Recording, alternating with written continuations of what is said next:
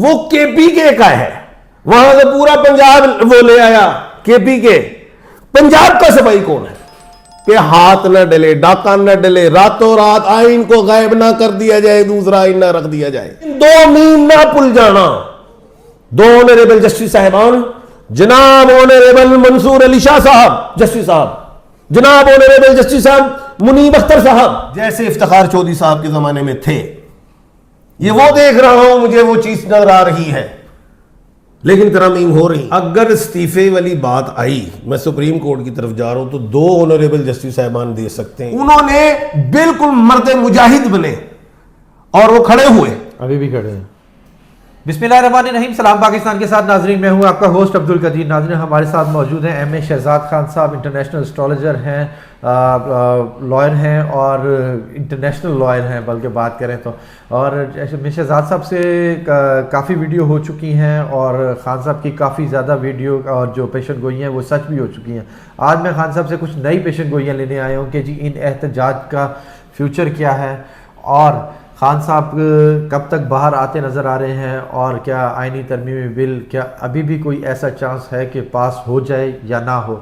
और दूसरा बात करें कि जी अली अमीन गंडापुर साहब की जो डी चौक से वापसी हुई, क्या डी चौक के पास पहुँचे भी नहीं पहुँचे या नहीं पहुँचे, क्योंकि मोहसिन नकवी साहब कह रहे हैं कि जी वहाँ पर मैं तो मौजूद था मगर दूर दूर तक मुझे अली अमीन गंडापुर कहीं नज़र नहीं आए।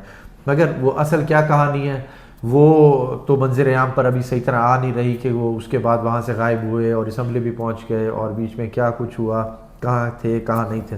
और आग अली अमीन गंडापुर साहब क्या अभी तक सिपाही हैं और अली अमीन गंडापुर साहब के बाद अगला सिपाही ख़ान साहब का कौन सा होगा जो एहतजाज को लीड करेगा। अस्सलाम वालेकुम सर। वालेकुम अस्सलाम, बिस्मिल्लाहिर्रहमानिर्रहीम। इन्नल्लाह यामुरु बिल अदली वल एहसान, बेशक अल्लाह हुक्म देता है इंसाफ करने का और एहसान करने का। जी सर कैसे हैं? अल्लाह पाक का बड़ा करम, शुक्र। ठीक ठाक है सर। सर ख़ान साहब ने फिर अब एहतजाज की फिर से कॉल दे दी है कि जी हम एहतजाज पहले जनूबी पंजाब छोटे शहरों वाली साइड से हो के फिर उसके बाद लास्ट जो सा होगा हमारा इस्लामाबाद की तरफ एहतजाज होगा। क्या आप देख रहे हैं कि ये एहतजाज आगे होंगे और ख़ान साहब का नया सिपाही कौन होगा, अली अमीन गंडापुर होगा या कोई और होगा? देखिए जी, ये पहले एहतजाज की बात है। पहले एहतजाज जो होते थे ख़ान साहब के जो हवाले से, जब ख़ान साहब अडियाला गए, यानी कि इलेक्शन के बाद जो एहतजाज हुए वो मैंडेट के चोरी पे हुए। ठीक है, लोग निकलते थे, लेकिन अब जो एहतजाज है दो सूरतों पे है। एक मैंडेट का चोरी अब पीछे रह गया, अब आ गया आइनी तरमीम के हवाले से, जिसमें अब सियासतदान भी शामिल हैं। अब सियासतदान में PTI सबसे बड़ी जमात है, उनके साथ और भी जमातें हैं शामिल, और साथ अब वकला हजरात। वो वकला पे मैं बाद में बात करता हूँ। सबसे पहले जो आपका जो सवाल है कि अली अमीन गंडापुर साहब के हवाले से कि वो पत्नी मोहसिन नकवी साहब ने कहा आए या नहीं आए, मैंने तो देखा नहीं, क्योंकि वो तो IG साहब ने देखना था। एक तो बात ये, दूसरी वो देखना था राना सुनाल्लाह साहब ने, तीसरा देखना था जनाब ख्वाजा आसिफ साहब ने, जिन्होंने कहा था काँप के दिखाए वो कौन सा अटक के पता नहीं कौन सा, लेकिन हमने तो उनको ये देखा है कि वो बुरहान वगैरह भी क्रॉस कर आए थे। अगली बात जो है, मैंने ये कहा था ये मैच पहले तो हुकूमत का और PTI का एक इमरान खान साहब का असाबी मैच है और आखिरी राउंड में गया हुआ है, नंबर 1। ठीक है, इस पे बाद में करता हूँ। दूसरी बात, अली अमीन गंडापुर जो है वो अली अमीन है, AA का मालिक भी है, AA मंगल का मालिक है, इस साल का बादशाह मंगल है, 2 मरीख का मालिक है अली अमीन। ना वो झुकने वाला ना वो डरने वाला। जब वो अली अमीन कहीं भी थे, जहाँ भी थे, किसी भी हाउस में थे, चाहे वो अल्लामा इकबाल हाउस हो, चाहे पख्तूनख्वा हाउस हो, कि कहीं भी कोई से भी हाउस हो, अपने हाउस हो, कहीं भी हो हाउस। बिल्कुल, कहने का मतलब ये है कि वो लोग कहते हैं पता नहीं कहाँ है, क्या हो गया। मैं कहा अगले दिन ये 7-8 बजे के बाद आएंगे और ख़ताब भी करेंगे, पेशन कोई मेरी पूरी हुई थी बेशुमार चैनल्स पे की। बिल्कुल। अब बात ये है, मैंने एक बात की थी कि ये बब्बर शेर है, खाली पंजाब का नहीं, ये पूरे पाकिस्तान का बब्बर शेर। वो वफाक में भी आया, वो संजानी ग्राउंड में आया, वो पंजाब में आया, वो KPK में है, वो सिंध में भी जा सकता है, वो बलूचिस्तान भी जा सकता है, मैं भी जा सकता हूँ, आप भी जा सकते हैं, पाकिस्तान का हर शहरी जा सकता है, वो जा सकता है। लेकिन ये मैच कबड्डी कबड्डी का खेल के गया है। अली अमीन गंडापुर, कबड्डी कबड्डी हमारे पंजाब में होता है ना, कबड्डी कबड्डी कबड्डी हाथ लाओ तो इनका कोई नसना निकल जाओ। हाँ जी। तो आया कबड्डी भी कबड्डी कीता उन्हें पंजाब में हथला ग्यू एन कबड्डी कबड्डी कीता संजानी ग्राउंड ठुड़ू एन कबड्डी कबड्डी डी चौक वाला जड़ा सी वो भी कबड्डी। तो खैर अगला सवाल है आपका कि अब खान का अगला सिपाही कौन है। पहले तो बात यह कि खान के सिपाही ने धोखा ही नहीं दिया तो अगले की गल की कर रहे हो, नंबर 1। ठीक है। नंबर 2 वो केपीके का है, वहां से पूरा पंजाब वो ले आया केपीके। पंजाब का सिपाही कौन है? हाँ ये बड़ी बात है, पंजाब का सिपाही कौन है? अब मैंने कहा लड़ाई बदल गई है, पहले मैंडेट चोरी की थी, अब आइन की चोरी पे हाथ न डले, डाका न डले, रातों रात आइन को गायब ना कर दिया जाए, दूसरा आइन ना रख दिया जाए। आइन में तब्दीली अब वो है, अब उसमें पंजाब में कौन है? वुकला हजरात है, अबाबीले हैं। तो वो कराची के वकला ने कहा है ना कि जी अगर ये बिल पास हो जाता है तो हम एहतजाज करेंगे। मैं कह रहा हूं ना, अब आ गया मामला पंजाब में, अबाबीले उड़ने लगी हैं। ये जो सियासी कौवे हैं अबाबीले उन्हें खा जाएंगी। और अबाबीले आपको पता है? बिल्कुल आपको पता है अबाबीलों का? बिल्कुल पता है सर। अब बात असल तरफ आते हैं। आपका अब सवाल जो है, अब आप आइन की तरफ सवाल कीजिए। सर आइनी तरमीम आपको लगता है कि हो रही है? अच्छा सवाल है। जैसे बिलावल के पाँव जैसे क्या कहाँ पे गए, टांगे कांप गई, कहाँ पे टांग कहाँ पे टांगे, उनकी वाकई टांग गई। बिल्कुल। अच्छा अब वो 25 से पहले सब यही कह रहे हैं, मैंने कहा 17 के बाद पेश हो जाएगी। ठीक है। नंबर 1। नंबर 2 मौलाना फजल रहमान साहब पे सब तकिया रखे बैठे थे कि जी कुछ करें। हाँ जी। वो मैंने कहा था कि 2 जून को मुश्तरी राइज हुई ईस्ट से और 9 अक्टूबर को रेक्टोग्रेट हो जाएगी, तो मौलाना साहब को 9 अक्टूबर तक पांव पे खड़ा होना पड़ेगा। उन्होंने बिल्कुल मर्दे मुजाहिद बने और वो खड़े हुए, अभी भी खड़े हैं। और दूसरी बात यह है कि अब मौलाना साहब जो है वो अब्यूज लैंग्वेज तो यूज नहीं करते, दनाई से बात करते हैं, जीरक सियासतदान है, सियारा मुश्तरी के वो मालिक है, मुश्तरी सियारों में बुजुर्ग सियारा है, मौलाना फजल रहमान साहब खुद बुजुर्ग सियासतदान है। बिल्कुल। अब वो हर एक से अच्छी मीठी गुफ्तगू करते, लोग समझते शायद मौलाना साढ़े नाल पहले, लेकिन अब वो पीटीआई के बाद खुद चले गए थे। असद कैसर साहब के घर भी महल किसी दोहराने या गालबन गए थे। बिल्कुल। अच्छा कहने का मतलब यह है कि मुरूसी सियासत का रिवाज है हमारे मुल्क में। अब ये जो है हमारे सुप्रीम कमांडर, उनकी मुरूसी सियासत उनके बेटा बेटी लेंगे। ये नवाज शरीफ साहब की बेटी जो है वजीर आला, बिल्कुल। शहबाज शरीफ के वो हमजा, बिल्कुल मुरूसी सियासत। मौलाना साहब की मुरूसी सियासत उनके बेटे आ गए थे। हम जो परवेज इलाही साहब की मुरूसी सियासत उनका बेटा। बिल्कुल।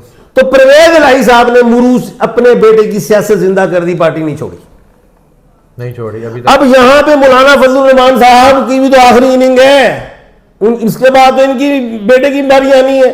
बिल्कुल। तो वो अपनी सियासत को भी जिंदा रखेंगे। देखना ये कुर्सी का कुल्ला पहनना है या दस्तूर का, तो लगता तो ये है कि मौलाना साहब जो अपना मसवदा तैयार कर रहे हैं उसमें ऐसी बातें होंगी जिसमें कुछ हुकूमत की भी मान ली जाएंगी और मौलाना की भी मानी जाएंगी, पीटीआई की भी मानी जाएंगी। अब बात जो असल है, होना क्या है, तरमीम में आईनी अदालत बन जाएगी, पेशन गोई वैली। नंबर 2 वो honourable chief justice of Pakistan मौजूदा मुझे नजर नहीं आ रहे, शायद ये ना रहे सीट पे। ठीक है।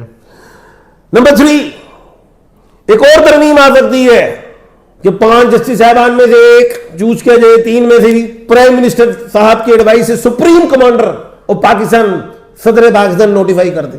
होगा ये भी चैलेंज, ये सारी चीजें चैलेंज होंगी। ठीक है। अब 17 अक्टूबर को मीम पावर में आ रहा है। अब मीम में मोहसिन नकवी साहब भी पावर में आ रहे हैं, मरीम नवाज साहब भी, लेकिन 2 मीम ना भूल जाना। 2 ऑनरेबल जस्टिस साहबान, जनाब ऑनरेबल मंसूर अली शाह साहब जस्टिस साहब, जनाब ऑनरेबल जस्टिस साहब मुनीब अख्तर साहब, इन दोनों में मजबूत तो मंसूर अली शाह साहब ही हैं इस सुप्रीम कोर्ट में। लेकिन यह साल मंगल का है, इस साल मंगल का जो अलिफ आइन लाम और ये हरूफ है वो भी पावर में है, जैसे ऑनरेबल अमीनुद्दीन खान साहब, जैसे ऑनरेबल यहया अफरीदी साहब, अलिफ आइन लाम ये का है। तो ये इन दो में कॉन्स्टिट्यूशन कोर्ट में भी जा सकते हैं। तो ये चीजें मुझे दिखाई दे रही हैं। अब एक पंगा और होना है, मखसूस नशिस्तें, क्योंकि नंबरिंग पूरी नहीं है, अगर मौलाना भी आ गए तो वहां पे क्या है, वहां पे फुल कोर्ट ना आ जाए, फुल कोर्ट 17 जस्टिस साहबान आ जाए, 19 आ जाए, 8-5 फैसले वाला कुल्लू मुल्लू ना कर जाए हुकूमत। ये एक पंगा है। इसको करने के लिए वकला बाहर होंगे, इसको करने के लिए इन तरामीम को छेड़ने के लिए वकला बाहर होंगे, जैसे इफ्तिखार चौधरी साहब के जमाने में थे। ये वो देख रहा हूं, मुझे वो चीज नजर आ रही है, लेकिन तरामीम हो रही है। फवाद चौधरी साहब कह रहे हैं कि जी 11 जजेस लाहौर हाई कोर्ट से और 6 जजेस सुप्रीम कोर्ट से, अगर उनकी बातें ना मानी गई या उन पर प्रेशर आया तो वो इस्तीफा दे जाएंगे। क्या आपको लग रहा है कि वो इस्तीफा देंगे? अगर इस्तीफे वाली बात आई, मैं सुप्रीम कोर्ट की तरफ जा रहा हूं, तो 2 ऑनरेबल जस्टिस साहबान दे सकते हैं, एक ऑनरेबल मुनीब अख्तर साहब, एक ऑनरेबल जनाब मंसूर अली शाह। अगर इस्तीफों वाली बात की तरफ हम गए, ठीक है, वो उस तरफ, अभी हाई कोर्ट की तरफ मैंने नज़र नहीं डाली, तो मैं अभी जरा ऊपर ही था, आप हाई कोर्ट का सवाल ले आए तो उस तरफ। हाँ, ये पेशन हुई, मेरी ज़रूरत हुई थी कि मैंने कहा था कि हाई कोर्ट की जो इस वक्त की जो चीफ जस्टिस आएंगी वो आलिया नीलम साहब आएंगी, मेरी पेशन गोई की थी।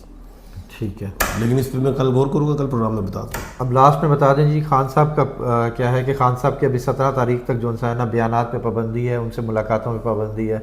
क्या ये सारा कुछ जो एहतजाज हुए हैं उन सबको कंट्रोल करने के लिए खान साहब को अलहदा किया गया? सबसे इसलिए ऐसे ही है क्योंकि एहतजाज ज़ाहिर है खान साहब के पैगामात बाहर ना आए, ऊपर से वो शंघाई कॉन्फ्रेंस भी आ रही है, उसको भी हैंडल करना वही मुल्क पाकिस्तान के लिए एक है, तो खुशी की बात है हम सब के लिए। वो शंघाई कॉन्फ्रेंस है, यानी कि एहतजाज ऐसा रंग ना लाए कि कोई ऐसी कोई मामला हो, लेकिन वो हुकूमत यही कहेगी सिक्योरिटी इशूज़ की वजह से हम कर रहे हैं, लेकिन ऑब्वियसली मामला यही हैं।